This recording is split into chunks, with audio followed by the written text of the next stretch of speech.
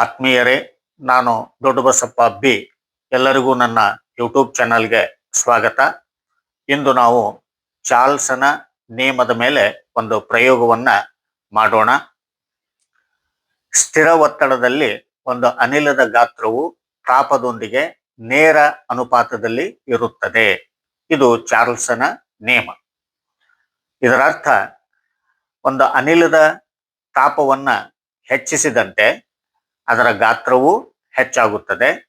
ಅನಿಲದ ತಾಪವನ್ನ ಕಡಿಮೆ ಮಾಡಿದಂತೆ ಅದರ ಗಾತ್ರವು ಕಡಿಮೆ ಆಗುತ್ತದೆ.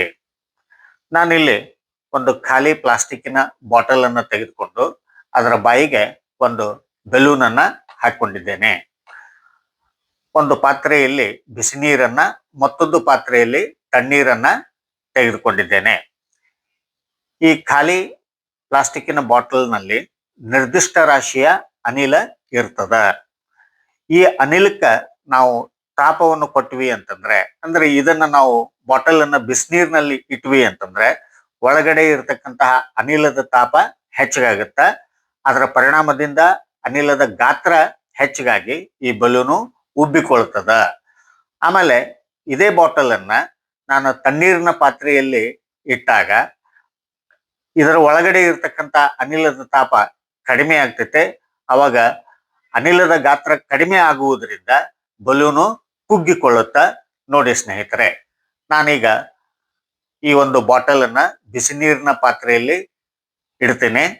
ಒಳಗಡೆ ಇರತಕ್ಕಂತಹ ಅನಿಲದ ತಾಪ ಹೆಚ್ಚಾಗಿ ಬಲೂನು ಹೇಗೆ ಉಬ್ಬಿಕೊಳ್ತದ ಅನ್ನೋದನ್ನ ತಾವು ಗಮನಿಸಿ ನೋಡಿ.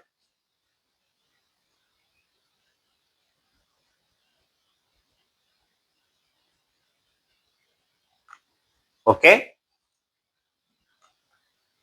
ಬಾಟಲ್ ನಲ್ಲಿ ಇರ್ತಕ್ಕಂಥ ಅನಿಲದ ತಾಪ ಹೆಚ್ಚಾತು. ಸೊ ಅದರ ಗಾತ್ರ ಹೆಚ್ಚಾತು. ಅದರ ಪರಿಣಾಮದಿಂದ ಬೆಲೂನು ಉಬ್ಬಿಕೊಳ್ತು. ಈಗ ನಾನು ಇದೇ ಬಾಟಲ್ ಅನ್ನ ತಣ್ಣೀರಿನ ಪಾತ್ರೆಯಲ್ಲಿ ಇಡ್ತೇನೆ. ನೋಡಿ,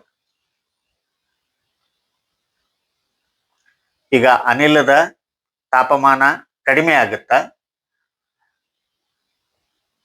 ಇದರಿಂದ ಅನಿಲದ ಗಾತ್ರ ಕಡಿಮೆ ಆಗುತ್ತಾ, ಬಲೂನು ಕುಗ್ಗಿಕೊಳ್ಳುತ್ತಾ. ಓಕೆ, ಈಗ ಮತ್ತೆ ನಾನು ಇದನ್ನ ಬಿಸಿನೀರಿನ ಪಾತ್ರೆಯಲ್ಲಿ ಇಡ್ತೀನಿ.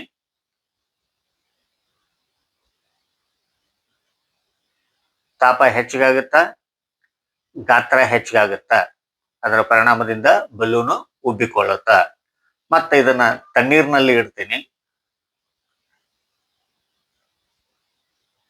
ಅನಿಲದ ತಾಪ ಕಡಿಮೆ ಆಗುತ್ತಾ, ಗಾತ್ರ ಕಡಿಮೆ ಆಗುತ್ತಾ. ಇದರಿಂದ ಬಲೂನು ಕುಗ್ಗಿಕೊಳ್ಳುತ್ತಾ. ಸೊ ಈ ಒಂದು ಸರಳ ಪ್ರಯೋಗದಿಂದ ನಾವು ಚಾರ್ಲ್ಸನ ನಿಯಮವನ್ನ ಸುಲಭವಾಗಿ ಅರ್ಥ ಮಾಡ್ಕೊಳ್ಬಹುದು.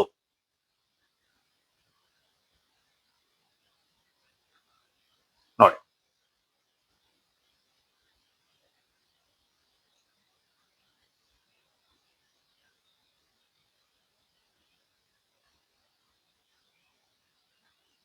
Okay, S. ಈ ಚಾರ್ಲ್ಸನ ನಿಯಮವನ್ನ ನಾವು ಎಲ್ಲಿ ಅನ್ವಯಿಸ್ತೀವಿ ಅಂತಂದ್ರೆ,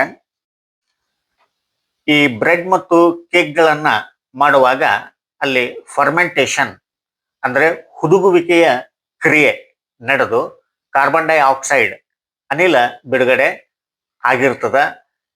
ಇದಕ್ಕೆ ನಾವು ತಾಪವನ್ನ ಕೊಟ್ಟಾಗ, ಅಂದ್ರೆ ಒಲೆಯ ಮೇಲೆ ಹಾಕಿದಾಗ ಆ ಇಂಗಾಲ ಡೈಆಕ್ಸೈಡಿನ ಅನಿಲ ಏನಾಗ್ತೈತೆ, ತಾಪದೊಂದಿಗೆ ಗಾತ್ರದಲ್ಲಿ ವಿಕಾಸ ಹೊಂದೈತೆ. ಇದರ ಪರಿಣಾಮದಿಂದ ಆ ಬ್ರೆಡ್ ಮತ್ತು ಕೇಕ್ಗಳು ಉಬ್ಬಿಕೊಂಡು ಮೆದುವಾಗ್ತವ. ಆಮೇಲೆ ಈ ಉಷ್ಣ ಎಂಜಿನ್ಗಳಲ್ಲಿ ಚಾರ್ಲ್ಸನ ಅನ್ವಯವನ್ನ ನಾವು ಕಾಣಬಹುದು.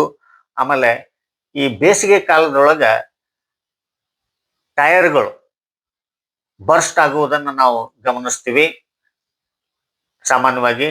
ಯಾಕಂತಂದ್ರೆ ತಾಪದೊಂದಿಗೆ ಆ ಟ್ಯೂಬ್ ನಲ್ಲಿ ಇರ್ತಕ್ಕಂತಹ ಗಾಳಿ ಏನಾಗ್ತಿರ್ತೈತೆ, ವಿಕಾಸ ಹೊಂದಿರ್ತೈತೆ.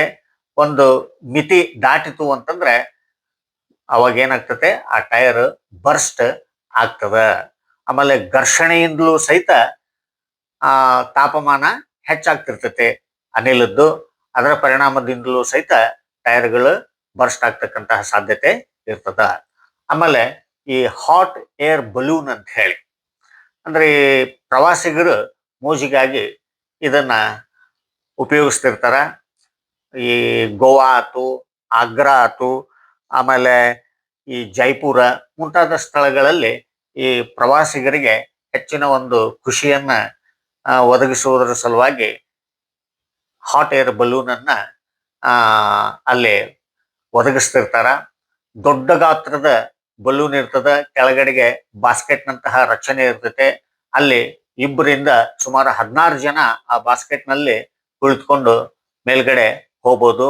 ಈ ಬಲೂನ್ ನಲ್ಲಿ ಬಿಸಿಯಾದ ಗಾಳಿಯನ್ನ ತುಂಬಲಾಗ್ತೈತೆ. ಬಿಸಿಯಾದ ಗಾಳಿಯನ್ನ ತುಂಬಿದಾಗ ಆ ಗಾಳಿಯ ಗಾತ್ರ ಏನಾಗ್ತತೆ ಹೆಚ್ಚಿಗಾಗಿ ಸಾಂದ್ರತೆ ಕಡಿಮೆ ಆಗ್ತತೆ. ಸಾಂದ್ರತೆ ಕಡಿಮೆ ಆದಾಗ ಅಂದ್ರೆ ಹೊರಗಿನ ವಾತಾವರಣದ ಸಾಂದ್ರತೆಗಿಂತ ಆ ಬಲೂನ್ ನಲ್ಲಿ ಇರ್ತಕ್ಕಂಥ ಬಿಸಿಯಾದ ಗಾಳಿಯ ಸಾಂದ್ರತೆ ಕಡಿಮೆ ಆಗುವುದರಿಂದ ಹಗುರಾಗಿ ಅದು ಮೇಲಕ್ಕ ಚಲಿಸ್ತದ. ಸೊ ಈ ರೀತಿ ಬೇರೆ ಬೇರೆ ಕಡೆಗಳಲ್ಲಿ ಈ ಚಾರ್ಲ್ಸನ ನಿಯಮವನ್ನ ಅನ್ವಯಿಸಲಾಗ್ತದೆ. ಓಕೆ, ಕೇಳಿದ್ರಲ್ಲ ಸ್ನೇಹಿತರೆ, ಎಲ್ಲರಿಗೂ ಧನ್ಯವಾದಗಳು.